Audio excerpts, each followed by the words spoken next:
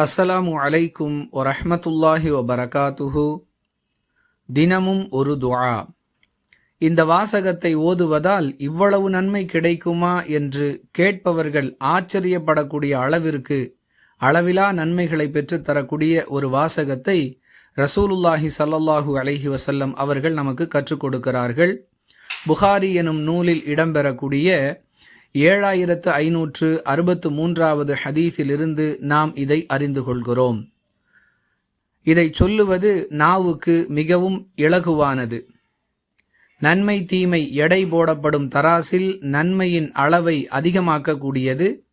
எல்லாவற்றிற்கும் மேலாக அளவற்ற அருளாளனாகிய அல்லாஹுவுக்கு இது மிகவும் விருப்பமானது. அது என்ன வாசகம்? சுபஹான் அல்லாஹி வபிஹம்திஹி சுபஹான் அல்லாஹில் அதீம். மீண்டும் ஒரு முறை சொல்லுகிறேன். சுபஹான் அல்லாஹி வபிஹம்திஹி சுபஹான் அல்லாஹில் அதீம். இறைவன் தூய்மையானவன், அவனை போற்றி புகழுகிறேன். மகத்தான இறைவன் தூயவன். இது அந்த வாசகத்தின் பொருளாகும்.